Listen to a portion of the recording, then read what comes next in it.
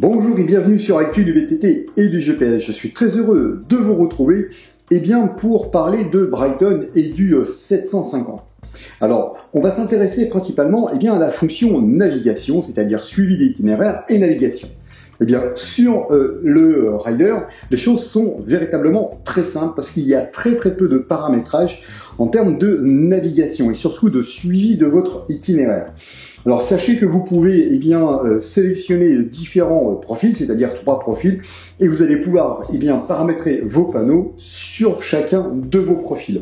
Donc pour ceci, il suffira tout simplement d'aller dans Paramètres vélo. Dans Paramètres vélo, il vous suffira tout simplement de choisir l'un des profils sur lesquels vous souhaitez travailler sur vos différents panneaux. On va sélectionner le premier par exemple.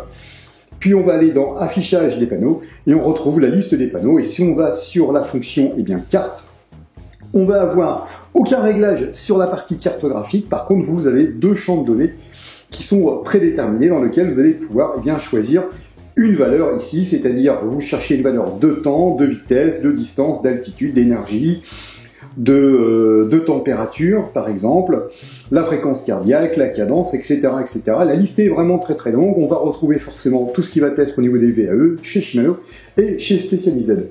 On va retrouver bien sûr la fonction suivi dans laquelle on va avoir la distance à la destination, la distance à un point d'intérêt, la distance à un sommet, l'info virage. Par exemple, voilà, il vous suffit tout simplement de sélectionner la donnée. Alors, ce type d'information, vous pouvez le sélectionner directement sur votre GPS. Alors, on va voir si on va se rendre sur le panneau de notre cartographie. On retrouve le panneau de cartographie qui se trouve ici. Si je viens cliquer longuement sur mon champ de données, alors ça va arriver, voilà, si je clique sur mon champ de données, il vient tout simplement bleu parce que le profil est bleu. Je reclique dessus et de la même façon que je l'avais sur l'application, je vais pouvoir chercher le type de catégorie qui m'intéresse et forcément avoir la donnée qui correspond à la catégorie. Donc voilà, au niveau du paramétrage de ma cartographie. Donc voilà, c'est des choses vraiment très simples. Aussitôt que vous avez modifié le paramétrage, ça migre à l'intérieur de notre GPS. Il y a vraiment très peu de temps de latence. Donc on va revenir sur ce qui nous intéresse, tout simplement au niveau de notre parcours. Alors comment envoyer un parcours dans notre GPS? Alors ça, j'avais réalisé précédemment une vidéo pour vous expliquer et surtout faire très attention c'est au type de fichier parce que tous les fichiers ne sont pas compatibles. Alors contrairement à certains riders, comme le Rider 450 où on pouvait déposer directement le fichier GPX à l'intérieur de notre GPS, sur le 750, ce n'est pas possible. Il fonctionne sous un environnement Android. Ça se voit pas comme il est, mais en tout cas c'est le cas. Et comme le fichier GPX va être transformé pour être compatible tout simplement avec le logiciel, c'est pour la raison pour laquelle vous devez passer tout simplement par l'application pour pouvoir transformer le fichier et le rendre compatible. Alors comment ça va se passer? On va tout simplement aller sur la route. Sur la route ici, sur ma route, on va pouvoir sélectionner tout ce qui est des fichiers, par exemple, originaires de chez Brighton, c'est-à-dire fabriqués avec le site internet ou avec l'application. Tous les fichiers qui vont migrer de chez Strava, et on va retrouver Komoot, etc. et autres. Dans les autres, on va pouvoir venir sélectionner différents parcours. Alors ça, ce sont des parcours, par exemple, qui ont été tracés tout simplement sur OpenRunner ou importés dans OpenRunner, qui vont après migrer vers notre GPS. Donc là, on va choisir notre tracé ici. Alors, on va pouvoir sélectionner en fait 2 types. Soit on va sélectionner le fichier, c'est-à-dire transférer le fichier avec les infos virage par virage, c'est-à-dire qu'on va avoir des informations de distance, etc. en relation avec le changement d'orientation, soit on vient télécharger le fichier vers l'appareil, donc brut, c'est-à-dire les informations qui sont à l'intérieur du fichier seront uniquement celles que vous verrez sur votre trace. On est un petit peu comme dans du suivi, où vous allez tout simplement télécharger la version trajet virtuel. C'est lorsque vous avez connecté tout simplement votre GPS à Home Trainer, et là vous allez pouvoir choisir ce parcours. Donc voilà, moi je vais le choisir virage par virage, et je vais l'envoyer à mon GPS. Donc je lui dis ce que c'est ce parcours là, et là ça va migrer tout simplement à l'intérieur de mon GPS.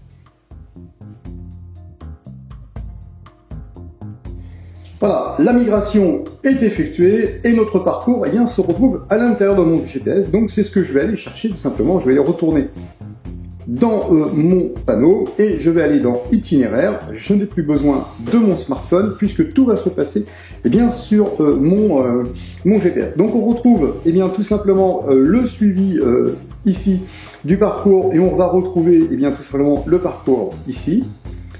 Si j'avais envoyé la version Home Trainer, je retrouverai mon parcours dans le Home Trainer. Alors pour que le module soit actif, il faut tout simplement que vous soyez connecté à un Home Trainer et là, il va falloir communiquer avec le Home Trainer par le biais de Line+.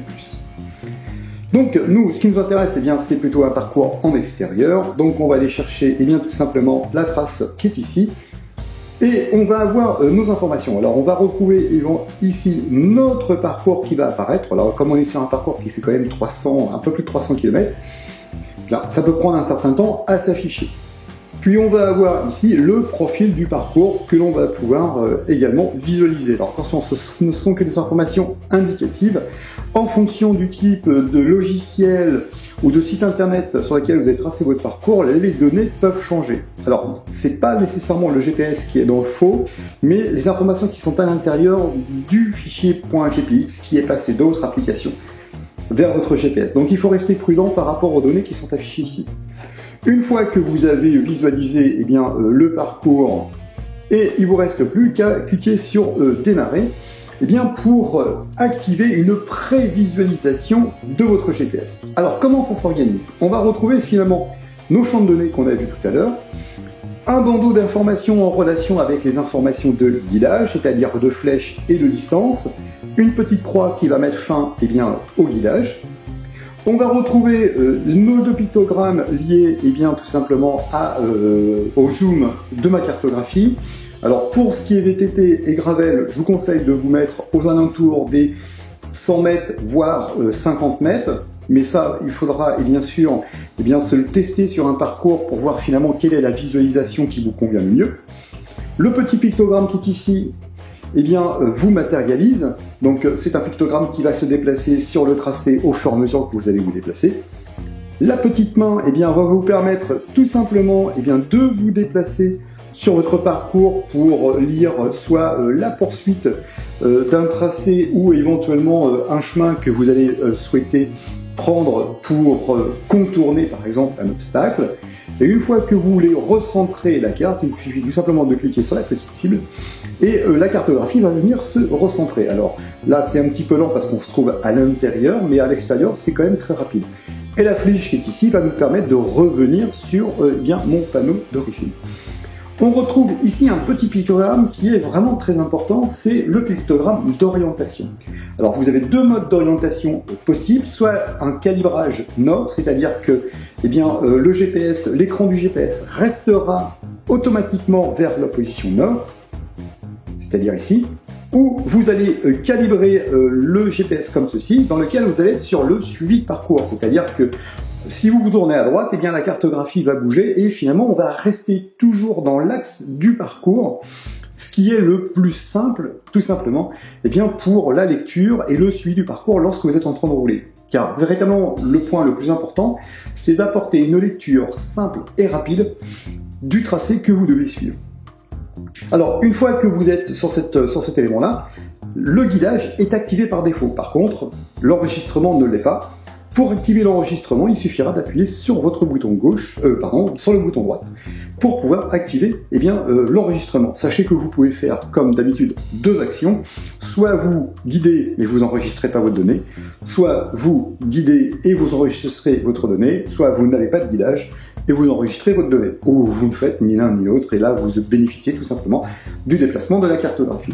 Une fois que vous êtes arrivé à destination, vous pouvez tout simplement cliquer sur le bouton démarrer, qui est également le bouton stop, qui va vous permettre de mettre fin à l'enregistrement.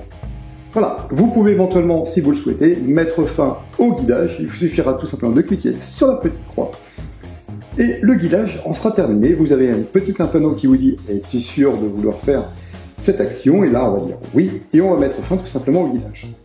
Donc on peut revenir au panneau qui est ici et on voit que le bandeau qui était là a disparu puisque on n'est plus dans du guidage. Alors on va revenir sur mon panneau par défaut. Voilà, on va aller retourner dans mon itinéraire, suivre, et on va tout simplement réactiver notre fichier. Et on va pouvoir lancer notre guidage à nouveau. Voilà.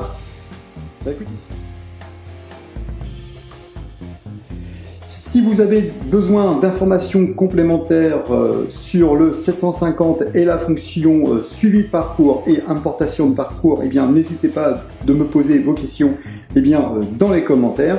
Si vous avez besoin d'informations complémentaires sur l'utilisation du 750 et le paramétrage en général, n'hésitez pas à me poser vos questions dans les commentaires.